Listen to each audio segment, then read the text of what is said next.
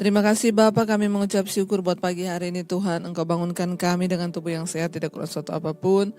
Kami mengucap syukur semua karena anugerah-Mu. Bahkan pagi ini sebelum kami memulai aktivitas, kami rindu untuk mendengarkan firman Tuhan. Urapi hamba-Mu yang tidak ada apa-apanya, urapi setiap kami Bapa. Dalam nama Tuhan Yesus, kami buka hati bagi firman-Mu. Haleluya. Amin, amin, amin. Iya, shalom, selamat pagi saudara. Kita berjumpa lagi di Mesbah Syukur pagi hari ini. Ya, saya percaya bahwa pemeliharaan Tuhan senantiasa ada atas hidup kita. Biarlah kita terus mengucap syukur dalam segala hal. Apapun yang kita lakukan, ya kita minta perkenanan Tuhan ada atas hidup kita. Baik, kita akan sama-sama membaca firman Tuhan pada pagi hari ini. Saya ambil dari Filipi pasal yang kedua, ayat yang kelima sampai dengan ayatnya yang ke-7. Ya, firman Tuhan berkata demikian. Hendaklah kamu dalam hidupmu bersama menaruh pikiran dan perasaan yang terdapat juga dalam Kristus Yesus, yang walaupun dalam rupa Allah tidak menganggap kesetaraannya dengan Allah itu sebagai milik yang harus dipertahankan. Ayat 7, melainkan telah mengosongkan dirinya sendiri dan mengambil rupa seorang hamba dan menjadi sama dengan manusia. Saudara yang terkasih, ayat 8 berkata, dan dalam keadaan sebagai manusia ia telah merendahkan dirinya dan taat sampai mati, bahkan sampai mati di kayu salib. Ya, firman ini berkata, tetapi ya hendaklah kamu dalam hidupmu bersama menaruh pikiran dan perasaan yang terdapat juga di dalam Kristus Yesus, ya. Yang walaupun dalam rupa Allah, tapi dia tidak menganggap kesetaraannya dengan Allah itu sebagai milik yang harus dipertahankan. Firman ini berkata bahwa hendaklah kita hari ini saudara dan saya, kita semua menaruh pikiran dan perasaan yang terdapat juga dalam Kristus Yesus. Hari-hari ini banyak orang menyebut dirinya orang percaya, banyak orang menyebut dirinya anak Tuhan. Tapi ya di dalam praktek kehidupannya tidak seperti itu, ya.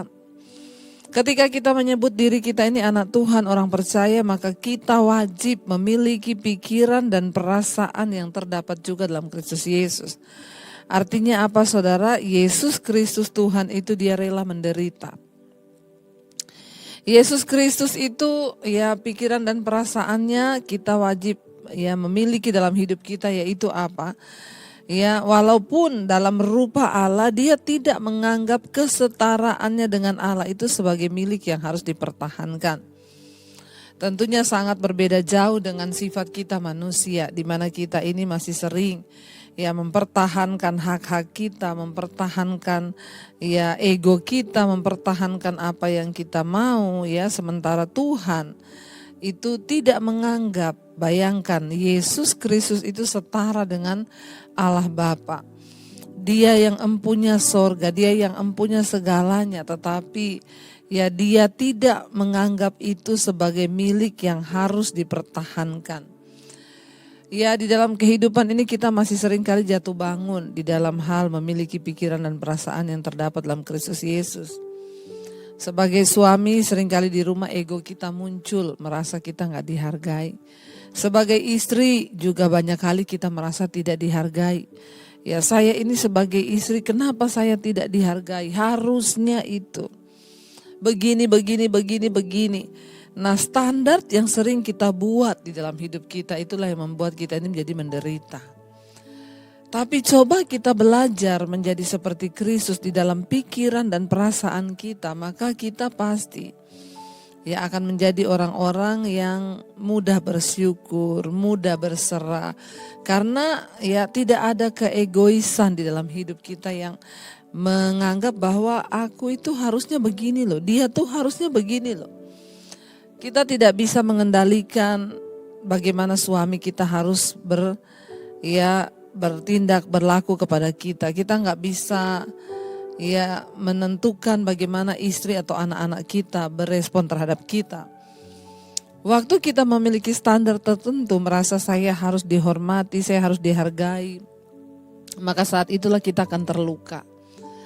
Ya, kenapa banyak orang terluka dan hatinya hancur, sakit hati? Karena Dia merasa standar yang dia pakai itu, ya standar yang dia ukurkan itu tidak sesuai dengan apa yang dia harapkan.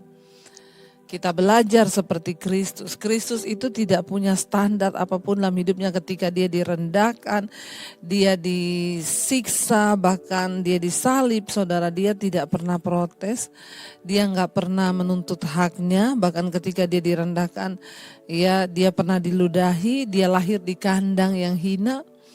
Itu semua diajarkan kepada kita supaya kita juga belajar. Bagaimana dalam hidup kita ini memiliki pikiran dan perasaan yang terdapat juga dalam Kristus Yesus.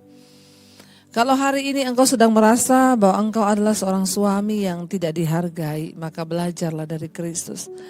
Kalau hari ini engkau merasa bahwa engkau adalah istri yang tidak dihargai, saya sudah berbuat ini Bu, tetapi apa yang saya terima dari suami saya?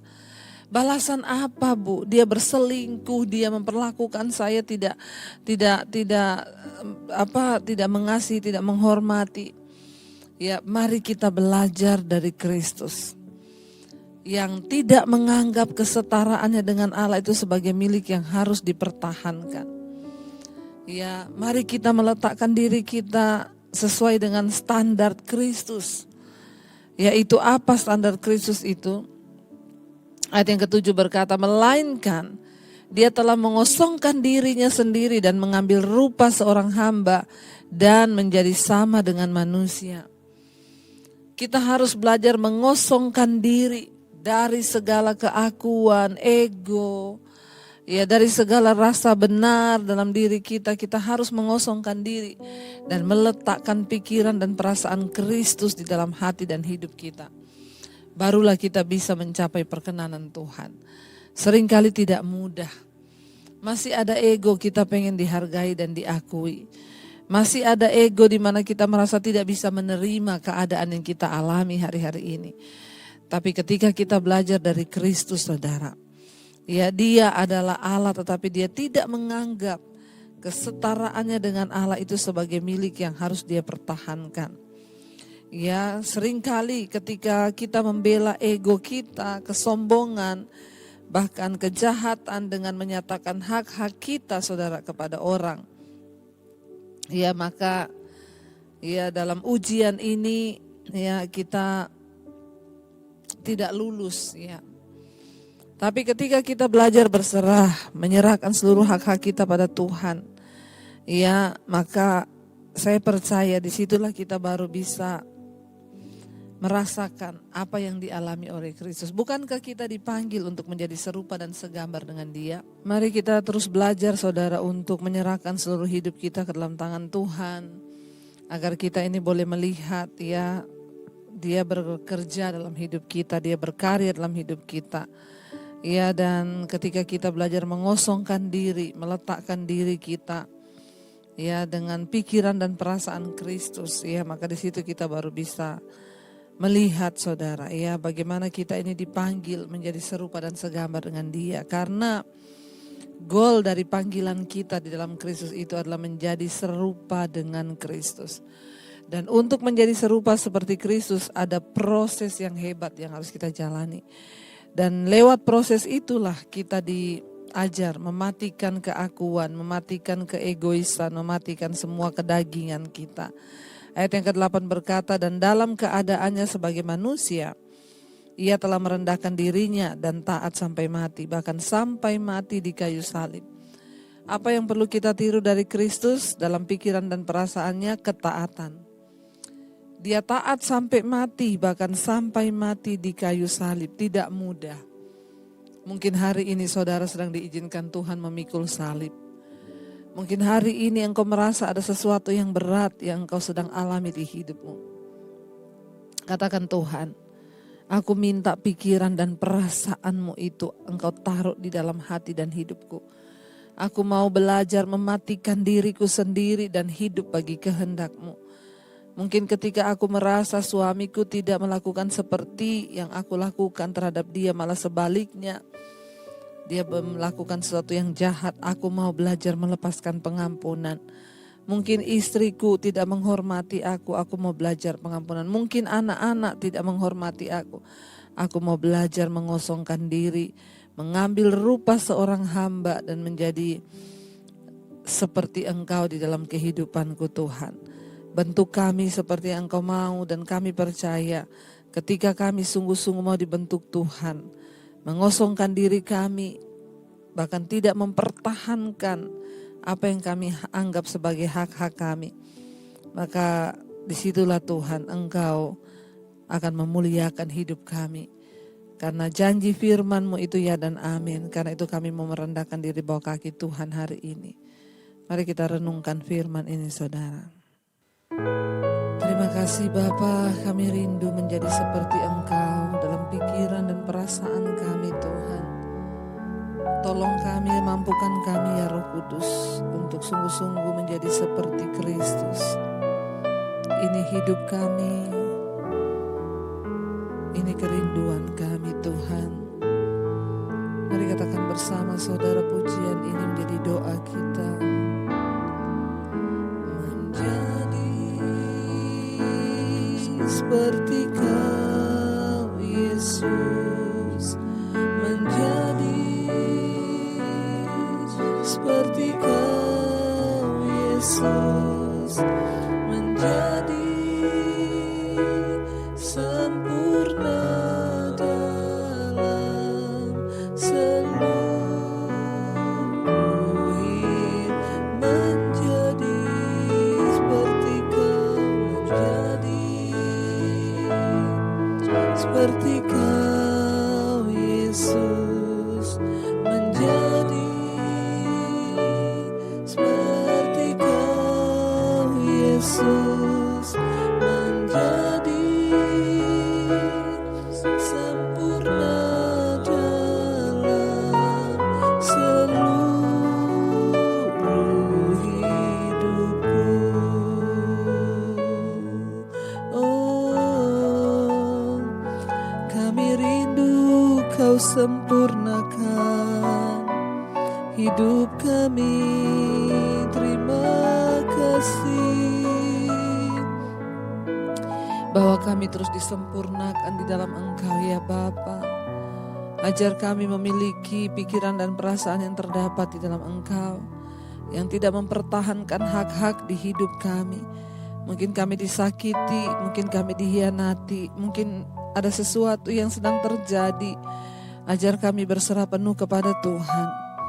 Terima kasih buat segala hal yang baik yang Tuhan izinkan terjadi. Kami tahu itu untuk membentuk iman, percaya kami kepada Engkau. Tuhan tolong kami terus ada di dalam perkenanan-Mu hari-hari ini.